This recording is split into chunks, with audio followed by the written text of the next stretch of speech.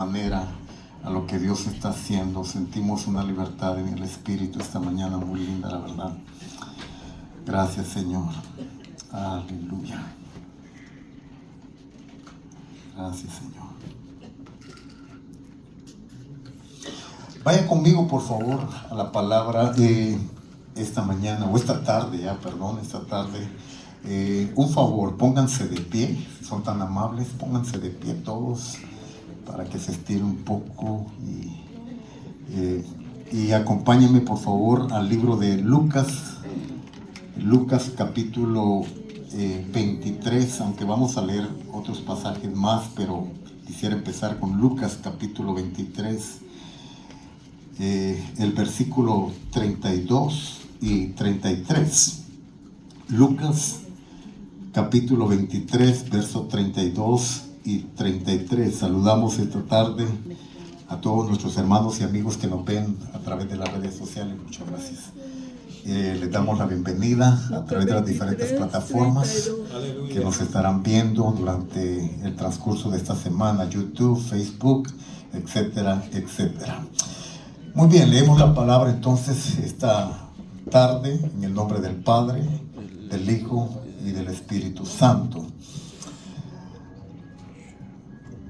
Llevaban también con él a otros dos que eran malhechores para ser muertos.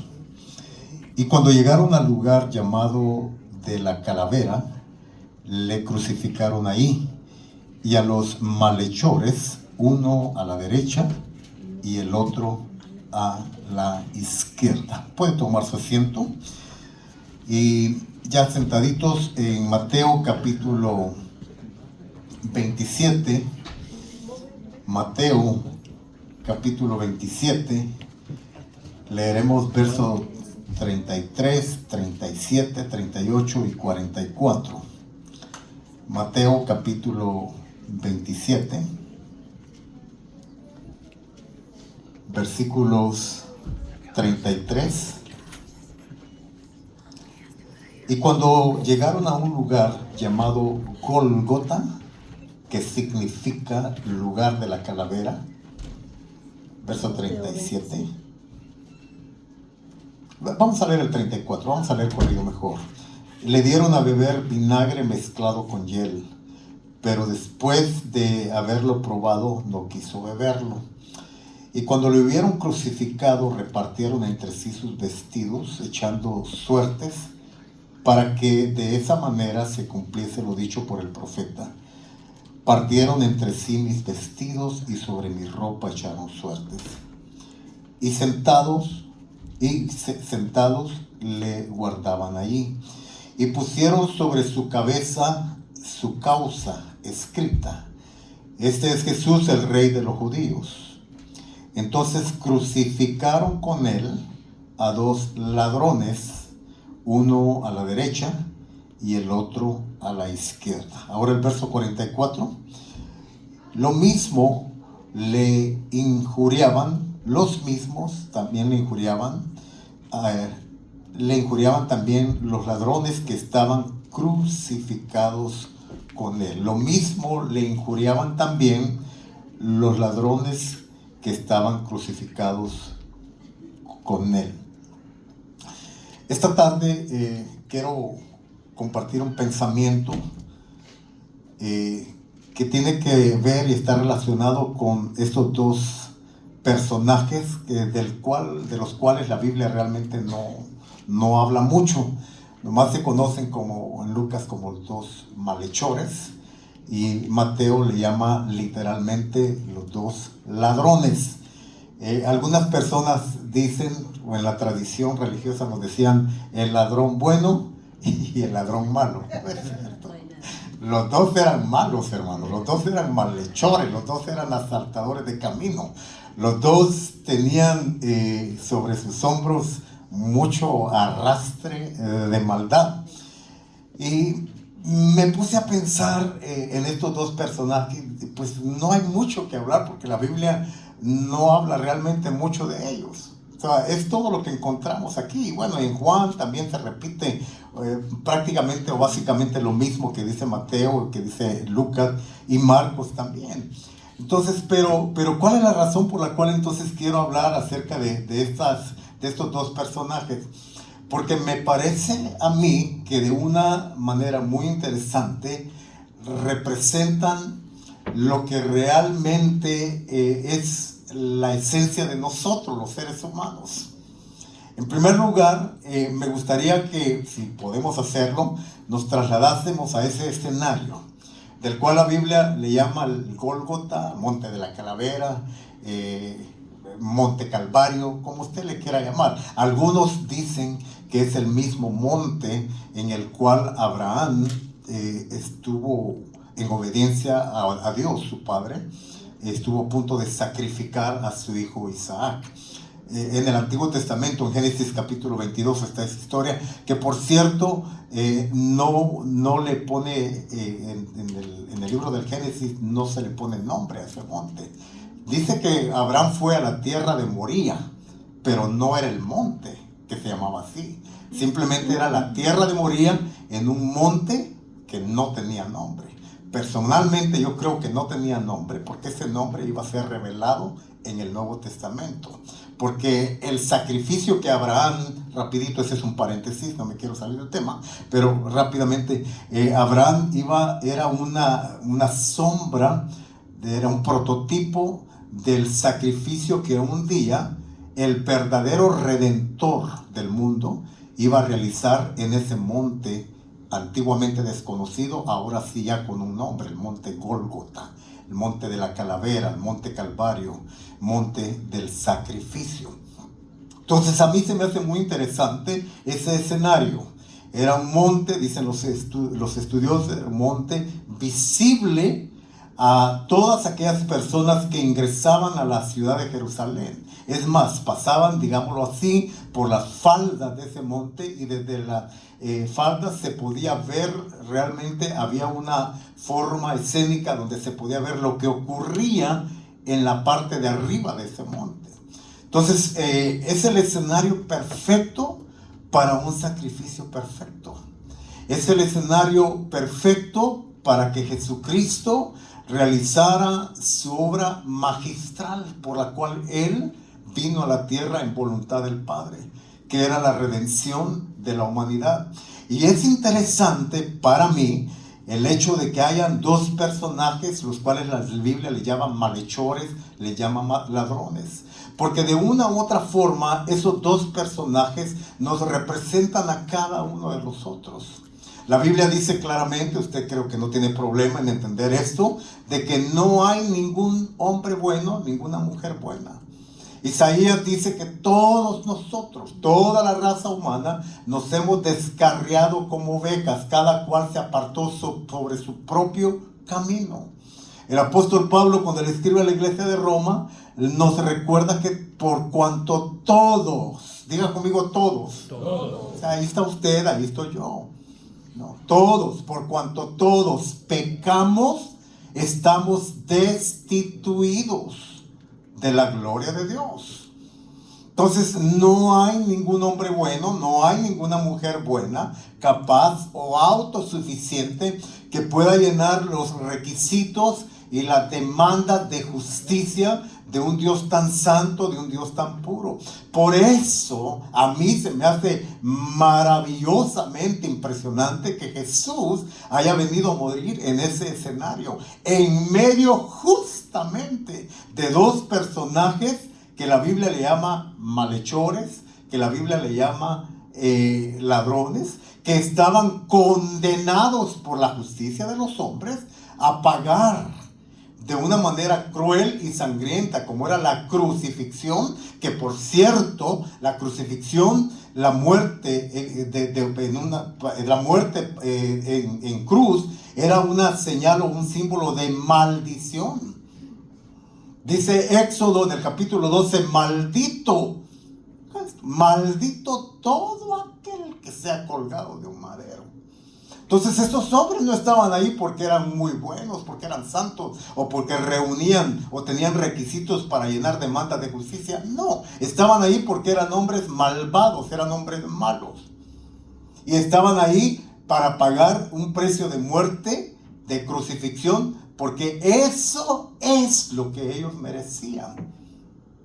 Entonces, lo que quiero tratar de decirles en esta tarde, en este pensamiento, no estoy solamente tratando de desarrollar un pensamiento de la palabra esta mañana que nos pueda servir como de inspiración para darnos cuenta que no importa cuán malvados nosotros seamos, si tenemos y optamos por la actitud correcta en el momento oportuno en el cual Dios nos abre las puertas para accesar al paraíso, en ese momento, si tenemos la actitud y el corazón correcto, en ese momento Dios puede cambiar completamente toda nuestra vida. ¿De acuerdo o no de acuerdo? Ahora, sígame rápidamente aquí. 2 ladrones, 2 malhechores condenados a morir con una pena de muerte, la cual, de acuerdo a la ley, era para las personas que estaban en maldición, justamente como usted y yo. Nosotros, por herencia adámica, venimos de un trasfondo de maldición. Y la única forma de ser redimidos de esa maldición es a través de lo que justamente Jesús hizo en ese momento en el monte Gólgata, el monte de la Calavera, el monte Calvario, por estos 2 hombres que nos representan a usted y nos representan a mí. Ahora, ojo, uno de ellos le injuriaba. Aquí no lo leímos, pero uno de ellos, no los 2, uno de ellos le injuriaba. Es decir, le reclamaba, oye, vamos a abreviar un poquito ese pasaje. Oye, ¿por qué si tú, siendo un Dios tan grande, a ver si le suena eso, si tú siendo un Dios tan grande, tan vasto, tan poderoso, tan milagroso, ¿por qué no te salvas tú y también nos salvas a nosotros? No sé si les suena eso. ¿Por qué si Dios existe? ¿Por qué si Dios es real? ¿Por qué si Dios es tan poderoso como dicen? Entonces, ¿por qué no hace esto? ¿Por qué no quita el hambre de la maldad del mundo? ¿Por qué no quita el hambre? ¿Por qué los niños se están muriendo en el África? ¿O por qué hay tantas cosas que están... ¿Por qué? El por qué no en una forma respetuosa, sino en una forma de injurio, de queja. Esa es la actitud de muchos corazones hoy en día. No aceptan su responsabilidad de que están ahí, justamente en ese escenario de muerte y maldición. No porque ellos, oiga esto, no porque ellos sean buena gente, están ahí. Están ahí porque traen una pena de muerte. Pero el problema es que hay tanta ceguera, el problema es que hay tanto rencor, tanto resentimiento. El príncipe de este mundo ha cegado el entendimiento de tal manera que culpan a Dios y no aceptan su responsabilidad. No nos damos cuenta que nuestra tierra, nuestra sociedad, nuestra cultura está contaminada, bañada en pecado, y estamos como estamos porque le hemos dado la espalda a Dios, ¿sí o no? Porque nos hemos olvidado de Dios, porque hemos transgredido los mandamientos de Dios, porque le hemos dado la espalda a Dios, porque hemos legislado leyes que van en contra de los parámetros de santidad de Dios. Y luego nos preguntamos, ¿por qué estamos como estamos? ¿Por qué nuestra tierra está como está? Mira, es tan doloroso, pero la semana pasada, públicamente lo digo, no tengo miedo de decirlo, en el estado de California acaban de pasar una ley que atenta contra la santidad de Dios. ¿Sabes cuál es? La ley que dice de que desde hace ya una semana atrás, si un niño o una niña un niño dice, ya no me siento niño, quiero ser niña, tiene toda la libertad para sentirse así, ideología de género. Y tiene toda la libertad para hacerlo. Y si un padre o una madre tratan de decirle, no, eso no está bien, entonces ese niño puede demandar al padre. Inclusive le pueden quitar al niño, el gobierno se lo puede quitar, y los padres pueden ir a la cárcel. Esto pasó la semana pasada. Legislaron, nuestros gobernadores en Sacramento legislaron en esto a la midnight, a la medianoche, cuando todos nosotros, bueno, muchos de ustedes, eso de ahora yo estoy despierto, las 12 de la medianoche yo estoy despierto.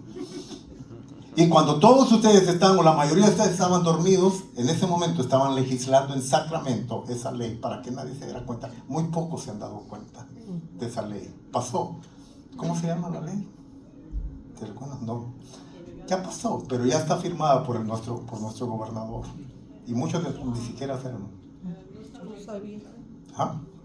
Newsom lo hizo Vito. No la firmó.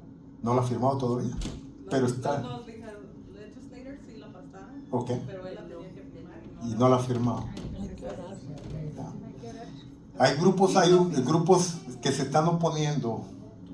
Hay algunos grupos que se están oponiendo. Muchos de nosotros ni cuenta nos habíamos dado. ¿Ya? Pero eso está pasando. Y todo tiene que ver con ese escenario, de ese corazón duro, ese corazón que en vez de romperse, quebrarse, cuando estamos en esta cuestión de necesidad y de clamar por salvación, nos endurecemos en contra de Dios y le culpamos a Él por nuestra responsabilidad y por nuestra propia culpa. Pero mira qué interesante, el otro personaje, el otro ladrón, estaba en la misma condición que el del ladrón que les acabo de mencionar. La diferencia es que el otro ladrón tuvo una actitud, diga conmigo actitud, una actitud diferente. Él respondió, o él tuvo la capacidad de ver su condición en la que estaba. Y él acepta su responsabilidad y dice, oye, ¿por qué le injurias? ¿Por qué culpas a Dios por lo que nosotros hemos hecho mal? Nosotros ciertamente hay razón para que estemos aquí siendo condenados y vayamos a morir. Pero este hombre es justo. Este hombre no ha hecho nada malo para merecer ese castigo. Y este otro ladrón, con una actitud diferente, voltea a ver a Jesús y le dice, Señor, Rey, cuando estés o cuando vengas en tu reino, acuérdate de mí, por favor.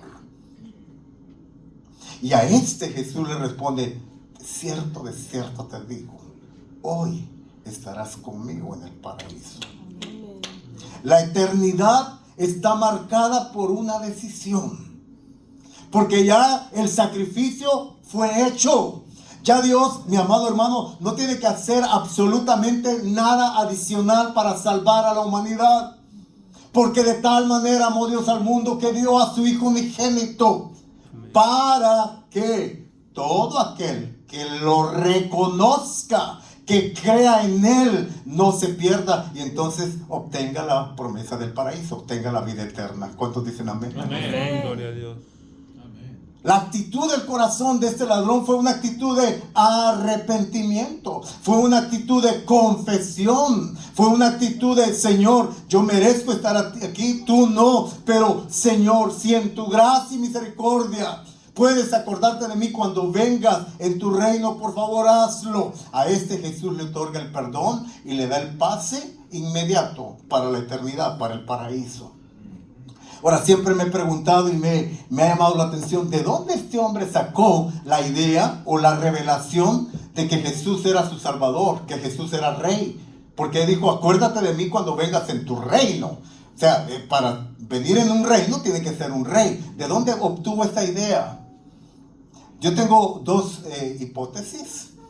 La número uno es que definitivamente el Espíritu Santo le dio a este hombre la habilidad de poder abrir sus ojos y poder darse cuenta de lo que estaba inscrito en la parte superior de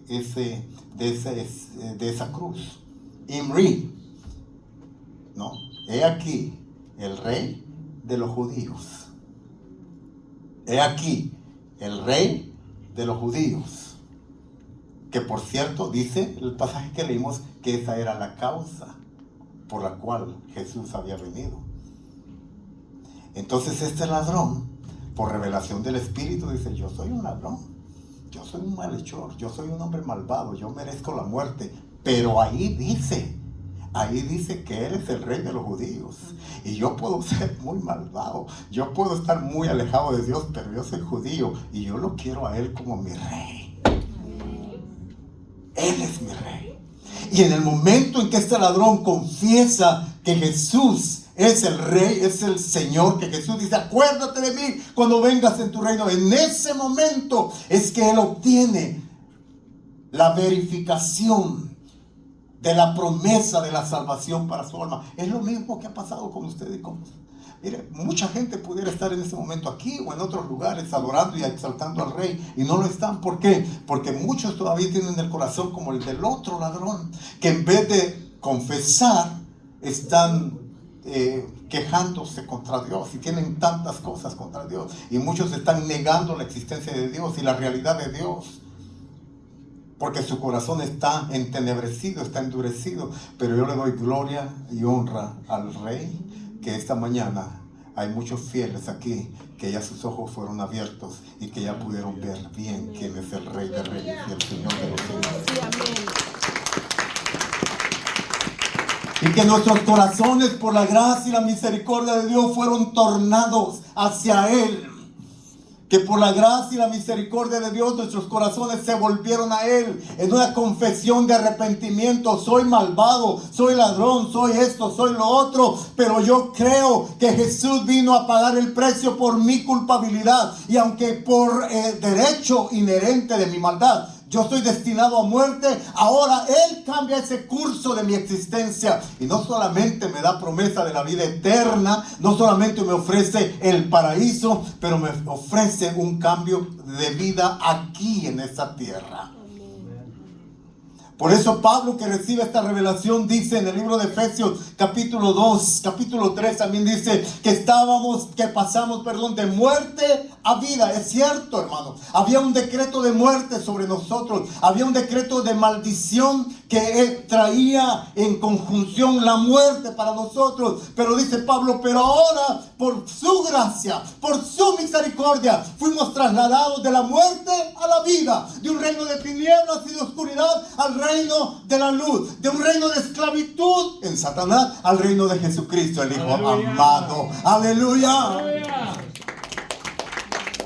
Y antes nosotros, por derecho inherente, estábamos destinados a la perdición, al infierno, como usted le quiera llamar. Ahora, por la gracia y misericordia del Señor, Él nos cambió el curso, no solamente, repito, de nuestra existencia aquí, pero también de nuestra eternidad. Dice Juan, y esta es la vida eterna, que te conozcan a ti, el único Dios verdadero, a Jesucristo, a quien has enviado. Cuando tuvimos la revelación de ese Cristo, en ese escenario muy tenebroso, muy feo, en ese escenario llamado el Gólgota, cuando tuvimos la revelación de ese Cristo pagando, muriendo, derramando hasta su última gota de sangre por amor a mí, en ese momento todo cambió en mi vida. En ese momento el Espíritu Santo toma control de mi existencia aquí en la tierra.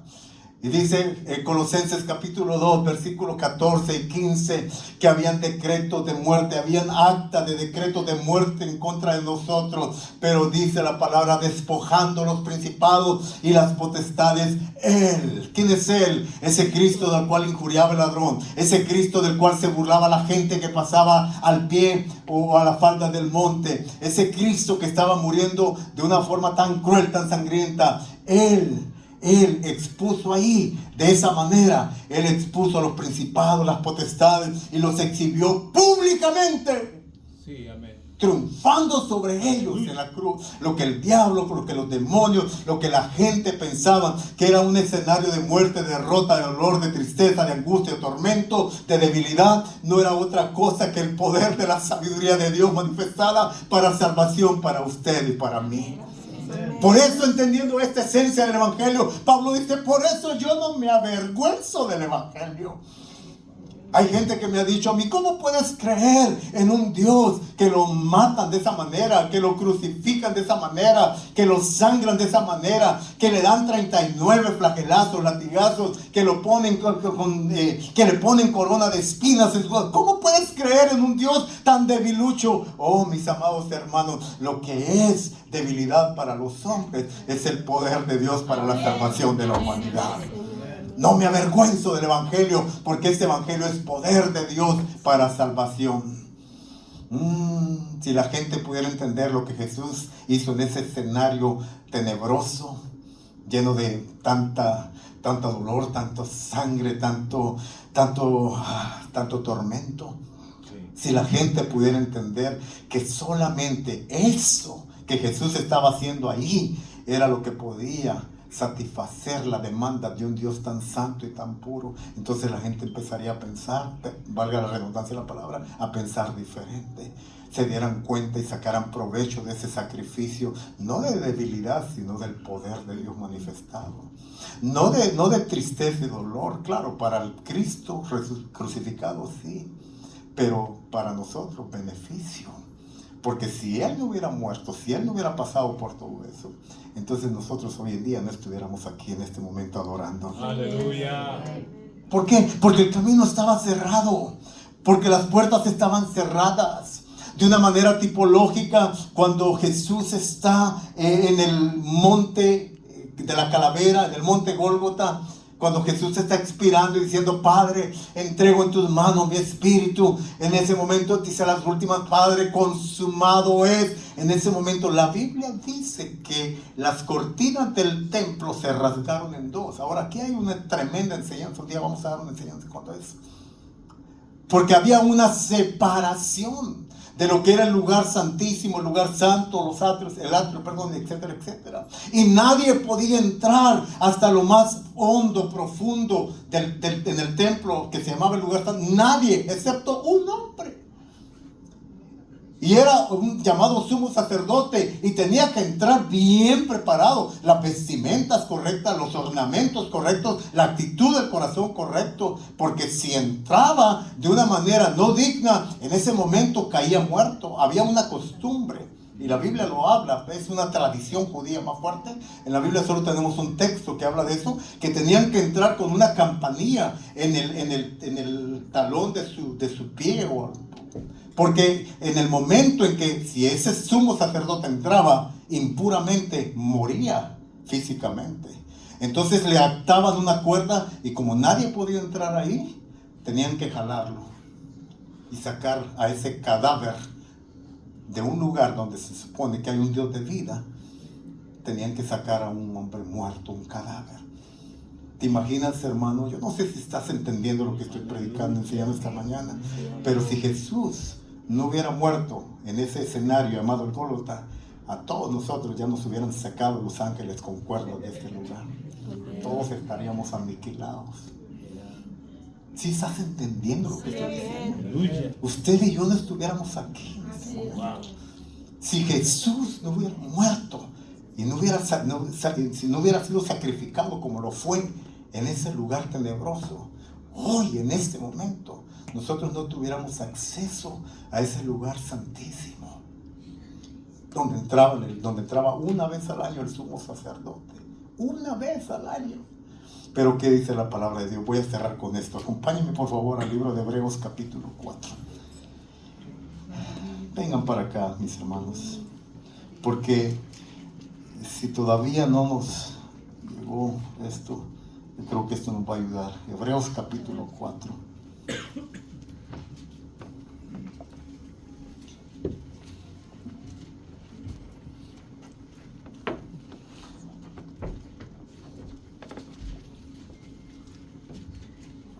Versículo 14. Hebreos capítulo 4, versículo 14. El escritor de Hebreos, que para mí fue Pablo, por eso Pablo creo que escribió 14 libros. Hebreos capítulo 4, versículo 14. Por tanto, teniendo un gran sumo sacerdote que traspasó los cielos, Jesús, el Hijo de Dios, retengamos nuestra profesión, hermanos. Porque no tenemos un sumo sacerdote que no pueda compadecerse de nuestras debilidades, sino uno que fue tentado en todo según nuestra semejanza, pero sin pecado. El ladrón, uno de los ladrones, el arrepentido, lo reconoció y dijo: este hombre es justo, él no tiene por qué estar aquí. Nosotros sí, pero él no. Entonces el verso 16 dice: acerquémonos pues confiadamente al trono de la gracia. Oiga esto, hermano. No dice acércate con miedo, no dice acércate con temor, no dice acércate con timidez, no dice acerquémonos pues. ¿Por qué? Porque ya Jesús hizo lo que tenía que hacer. Porque ya Él pagó la demanda del Padre, lo que el Padre exigía, ya Él lo pagó rápidamente. Usted y yo no podemos pagar de ninguna forma, en ninguna manera, ni aún con nuestras mejores obras. No podemos pagar y llenar las demandas de justicia de Dios el Padre. No podemos. Me gusta decir que cuando corremos a los brazos de papá, Él no nos ve a nosotros, sino que ve a su primogénito. Él no ve al hermano, a la hermana fulana de tal. No, Él dice: ahí viene alguien que ha sido bañado, lavado, purificado por la sangre de mi hijo primogénito. Y por eso es que a estas personas Él dice: adelante, vengan, corran con confianza al trono de la gracia. ¿Para qué? Para alcanzar misericordia y para hallar gracia para el oportuno socorro. Si pudiéramos tener revelación de esto, ¿cuánto nos ahorraríamos? Porque no correríamos en nuestra angustia, en nuestro quebranto, en nuestra confusión. Hoy en día hay tanta confusión, hermanos. En nuestras situaciones de problemas familiares, problemas de finanzas, problemas sociales, problemas con el gobierno, problemas con nuestros compañeros de trabajo, problemas con nuestros jefes, problemas con la compañía que nos exige tanto y nos demanda tanto. Estamos cansados, angustiados. Si pudiéramos tener una luz de revelación de este pasaje, todo cambiaría. Porque en vez de correr al banco, correríamos a Jesús. En vez de correr al médico, al hospital, correríamos al médico de los médicos. En vez de correr al psicólogo, correríamos al Espíritu Santo. ¿Cuántos dicen amén? Y ahí, fíjate, dice: acerquémonos con confianza al trono de la gracia para alcanzar misericordia y hallar gracia. ¿Para qué? Para el oportuno socorro. Es decir, para tu necesidad que tienes específicamente. Dios la conoce. Él sabe exactamente lo que te hace llorar. Él sabe exactamente lo que te está haciendo sufrir. Él sabe exactamente por qué te sientes cansado, angustiado, atormentado. Él lo conoce todo. Así es. Y lo más interesante es que este pasaje está relacionado con el versículo 14. El sumo sacerdote que traspasó los cielos, el Hijo de Dios, retengamos nuestra profesión. Porque no tenemos un sumo sacerdote que no se pueda compadecer. ¿Por qué? Porque Él ya lo experimentó todo. Las lágrimas que corren por tus mejillas o por mis mejillas hoy en día, por alguna situación, llámese como se llame, Él ya las corrió.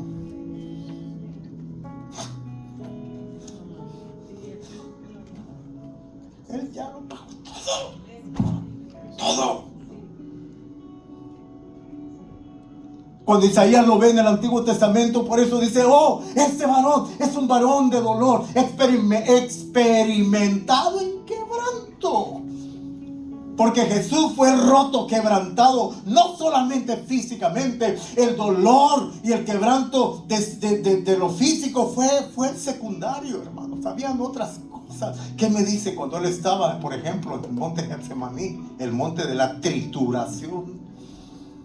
Cuando Él está angustiado hasta la muerte. Oh, amigos, por favor, oren conmigo. Estoy angustiado hasta la muerte. Bíblicamente está probado que había sudor como gotas de sangre, como sudor de sangre. ¿Por qué? Porque sus poros se abrieron, sus vasos capilares se rompieron. La presión que en ese momento el Dios encarnado sentía era tan fuerte, tan impresionante, que su mismo cuerpo, su mismo sistema no pudo retener esta expresión de rompimiento interior emocional.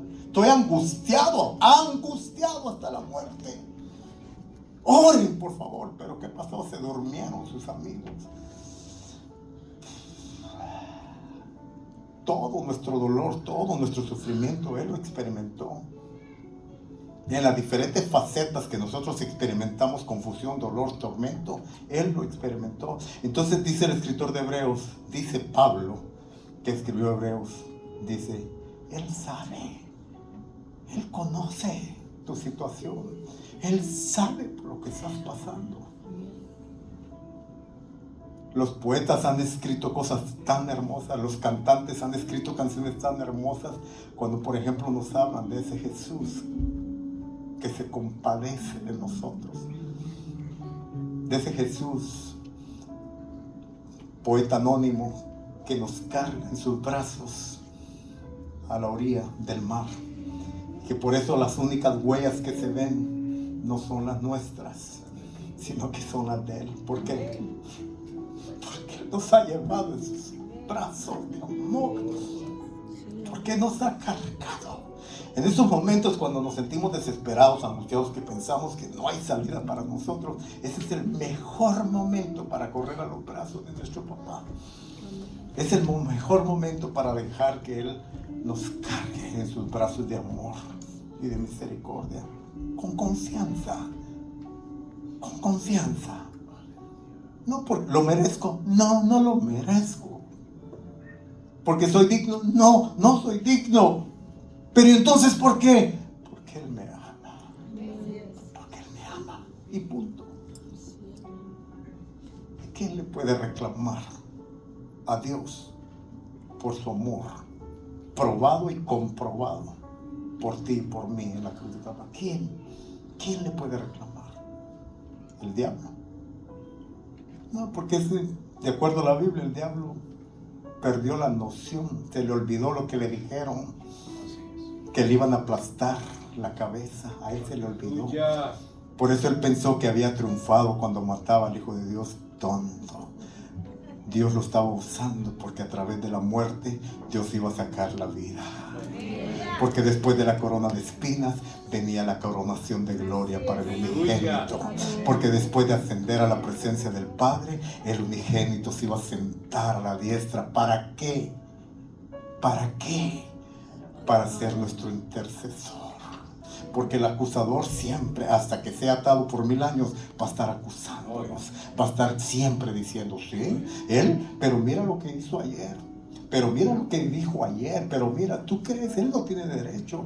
Y el Padre en su justicia va a dictaminar juicio, pero en ese momento el abogado dice, espérate por favor un momentito, es cierto, merece pena de muerte por lo que ha hecho, pero yo ya morí. Aquí está la prueba. Mira mis manos, mira mis pies. Póngase de pie en esta tarde, iglesia. No sé si tiene...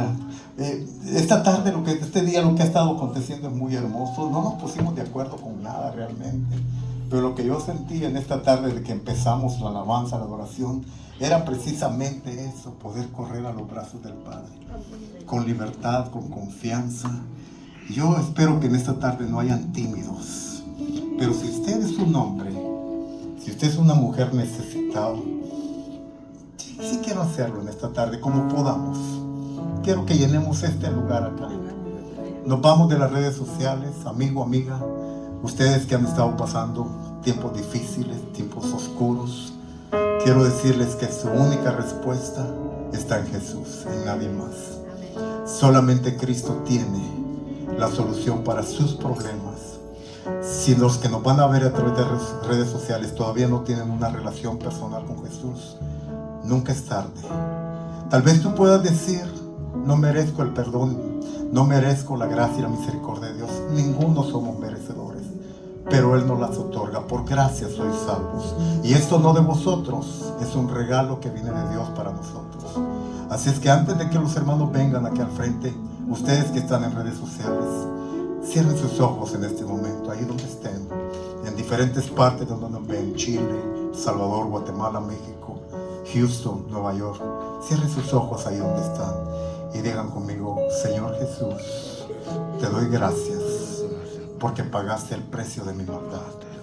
Y hoy puedo correr con libertad al trono del socorro y hallarlo de una manera oportuna para la salvación de mi alma. Hoy, Jesús, te confieso como el Rey, te confieso como el Señor y te confieso como el Salvador de mi vida. Amén. Dios les bendiga. Próxima semana, misma hora en redes sociales. Ahora ustedes